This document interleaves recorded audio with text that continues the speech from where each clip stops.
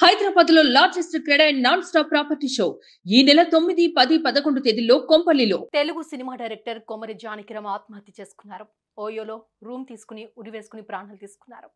తీసిన ఒక్క సినిమా మంచి పేరు సంపాదించుకున్నప్పటికీ ఆయన ఎందుకు ఆత్మహత్య చేసుకున్నారు? ఆ సినిమా తర్వాత ఆయన మరో సినిమా ఎందుకు తీయలేదు?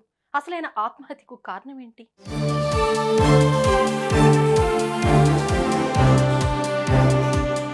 కొమరి జానకిరామ్ అలియాస్ జానయ్య 2021లో తోడుబొమ్మల చిత్రాలు బ్యానర్పై జీఎస్టీ గాడ్ సెన్స్ టెక్నాలజీ అనే సినిమాను డైరెక్ట్ చేశారు. ఈ సినిమాకు జానయ్య ప్రొడ్యూసర్గా ఉన్నారు. భారీ అంచనాలతో ఈ సినిమాను తెరకెక్కించారు. ఈ క్రమంలో చిత్రం మంచి టాక్ను కూడా సంపాదించుకుంది. 2022లో మరో సినిమా డైరెక్షన్ మొదలుపెట్టారు. కానీ అది మధ్యలోనే ఆగిపోయింది.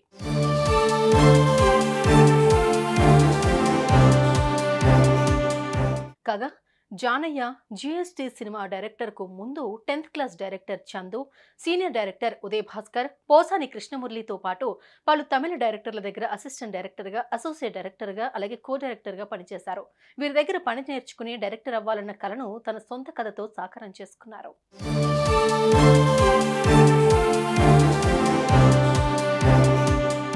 కాగా జానయ్య కూకట్పల్లిలోని భాగ్యనగర్ కాలనీలోని ఆనంద్ ఇన్ ఓయోలో రూమ్ తీసుకున్నారు.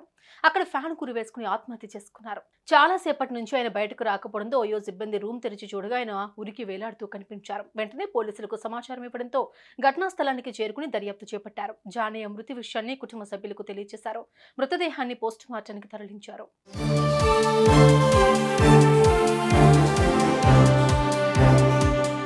సినిమాలే తన జీవితంగా కష్టపడి మెట్టు మెట్టు ఎక్కుతూ సినిమా తీశారు. ఆ సినిమా మంచి టాక్ కూడా సంపాదించుకుంది. మరిన్ని సినిమాలు తీసే అవకాశం ఉన్నా జానయ్య ఎందుకు ఆత్మహత్య చేసుకున్నారు అనేది ఇప్పుడు ప్రశ్నగా మారింది. ఆర్థిక సమస్యల, మానసిక ఒత్తిడా అనేది పోలీసుల విచారణలో తేలాల్సిందే.